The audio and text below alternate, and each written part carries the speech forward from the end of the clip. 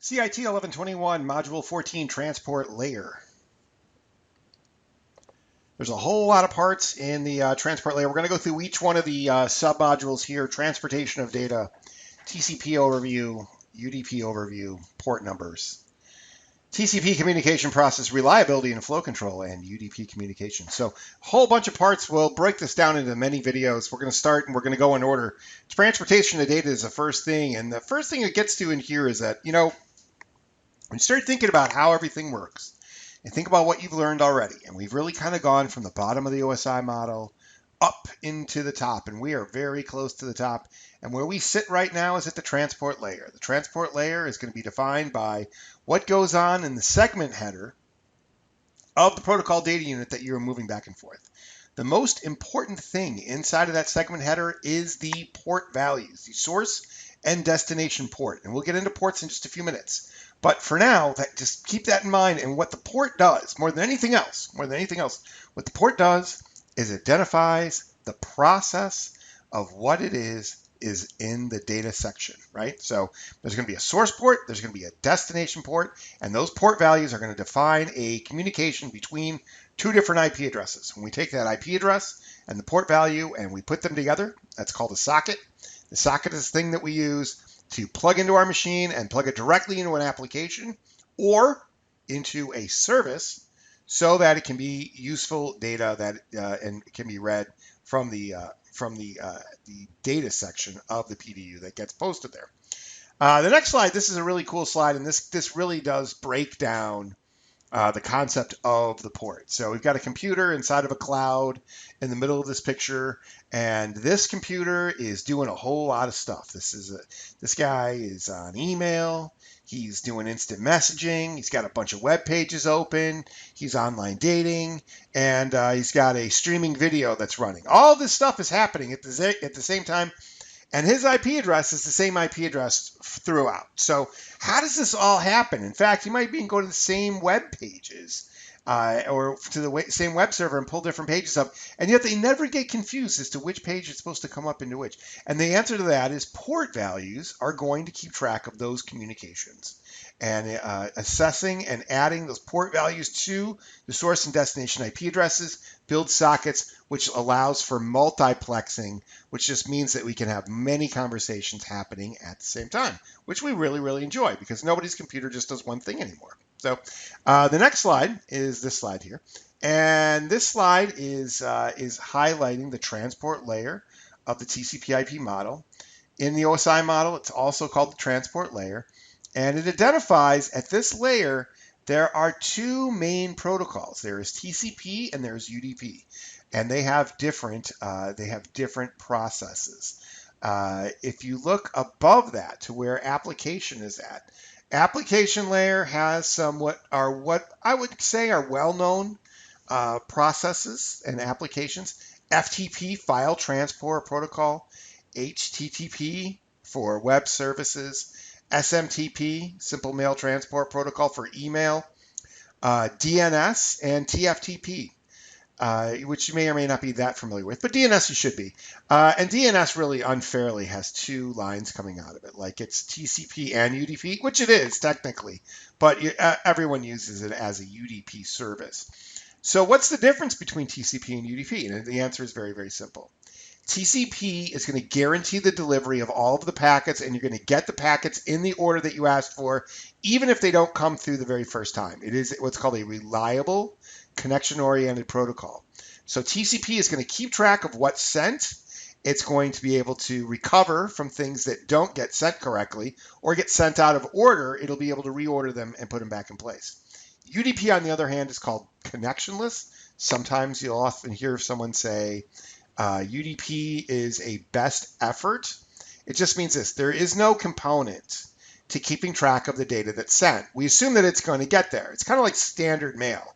When you get a letter, and it's about as reliable, if not more. If you send a letter, gosh, I bet no one sends letters anymore, but I still do every once in a while. I'll send a bill to someone. If I put a stamp on something and throw it in a mailbox, I'm about 99.999% sure it's going to get there. I think one time in my life, I sent a letter that didn't actually get to where it was supposed to go. It's kind of a running joke that the post office loses stuff, but in the actuality, they don't lose that much stuff. And, but it is a connectionless system, because once you go to that mailbox and you drop it off, they're not going to get back to you most likely and say, hey, by the way, we didn't get this to where it needs to go. This address is wrong. Eventually, sometimes those things do happen, but really, you kind of just throw it in the mailbox and you hope for the best. And it's going to get to where it's going to go, and you assume that it will, and it will. So UDP is more of a connectionless type of situation where we're not going to keep track of the data. Okay. And this slide just kind of just brings that point to light a little bit greater. When will we normally use UDP? Well, if we're going to use something that has latency, if it's latency averse, we don't want to spend time putting everything together at the receiving device. We just want to push the traffic out. We're going to assume that it'll get to where it's supposed to go. It'll be in order when it gets there. And if all that happens, it will work. And most of the time it does, like I said. Voice over IP telephony calls are a good example of that. Streaming, when you're streaming audio and video, good example of that. Anything that's live. DNS is another type of solution that is domain name resolution. So why do we do connectionless DNS? Because it's faster. My computer says, I want to resolve this domain name to this IP address. Hey, DNS server, tell me the answer. And the next thing that comes back is the answer. In a TCP situation, you'll have to agree on a couple of things before you're even going to communicate. When we talk about TCP, we're going to talk about something called the TCP three-way handshake, where there's a negotiation of ports. Are these ports going to work out for you? Yeah. Are they going to work out for you? Yeah, the ports are good. And how much stuff are you going to send at a time? What is your maximum transmission value? Oh, well, mine's about 1,500 bytes. All right, well, that's good, because we can accept at least 1,500 bytes. No problem there. All right, we've agreed on the size of stuff that we're going to send, and we've agreed that the ports that we're sending to are open. Let's go ahead, and the next thing you send, go ahead and send something that you actually wanted to send. We're done with this three-way communication, this three-packet process to just set up communication. That takes time.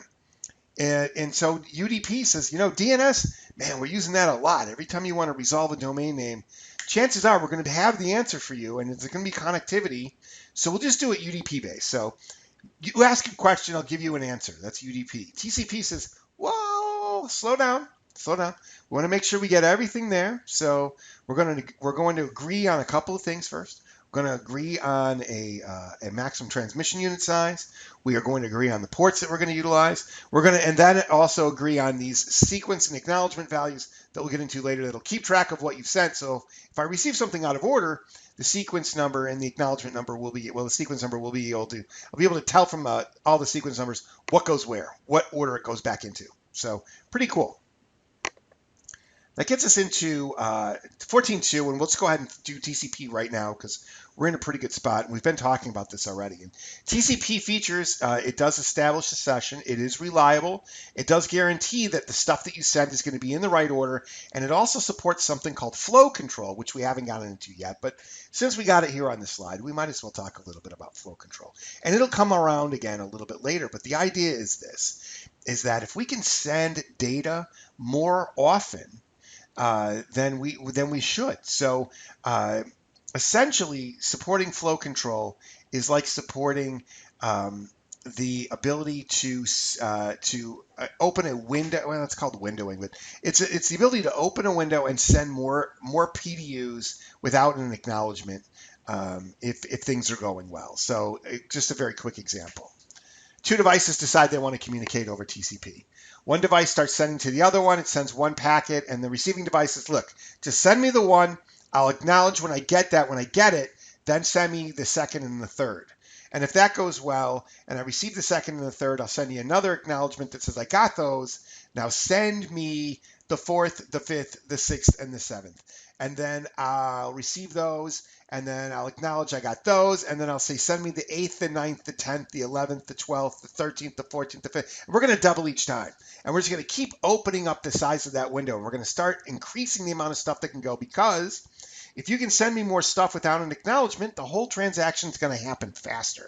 And I think everybody has seen that ramp up and ramp through when they make a connection. They download something, and it's, every once in a while, flow control in action. Hey, I went to go download something, and it said it was going to take an hour, and then within like 3 seconds, it was like, no, it's going to take like 1 minute, and then after another 3 seconds, it was like, it'll be here in 15 seconds, and then it was done. Right? So why is the timing different? It's because the flow control, the window had opened up, that the ability to send a lot of data without a lot of acknowledgments, because it's a clean connection, was good, and it increased the data flow. So that's what they're getting into on that. This slide just shows the header it shows this TCP segment header. Couple things you should be aware of there. Look at this. We got the source port and we have the destination port. We're going to do ports in 2 more sections. So if you don't know what a port is, you should have been watching the Cisco video and already known what that was. But if you don't know what the port is, you'll find out very, very soon. So we need a source and destination port value. You have to have those. Sequence and acknowledgement numbers, as I said before. These are going to be used to keep track of the information that we're sending, and it's going to keep track of the information that we're going to get back as a notification of should we send more stuff. So these were the values that keep your information. First of all, everything gets accounted for as data, and then those accounting values are going to increment based on the amount of data that actually gets sent. So the receiving device will be able to, based on those numbers, put them in order. And if they put them in order, they'll know that that's the order that they actually came in. So it's the amount of data that you've sent. That's how much they increment. So if I send, I have a sequence number, and it's 1,000, and I send another 1,000 of data, the next one that I'm going to send is going to be 2,000. Because I'm going to, and then the one after that's going to be higher than that. So it's going to be relying on the amount of data. We could do a Wireshark on that, but let's not worry about it. The rest of the stuff down here, let's not worry about this right now. We'll do windowing a little bit later, but header length, reserved, control bits, windows, urgency, checksums, options, not the total focus of this particular chapter. This just is a nice end to this section on TCP.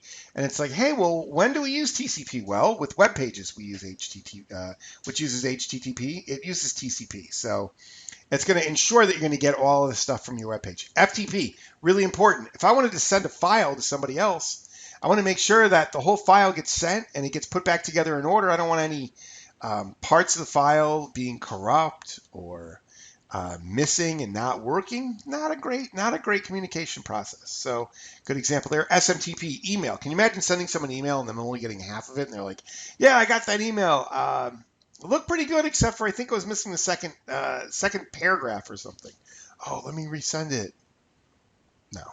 We're going to make sure the whole thing gets there. It's going to be put back in order the right way, and that's going to allow for that to be a successful communication.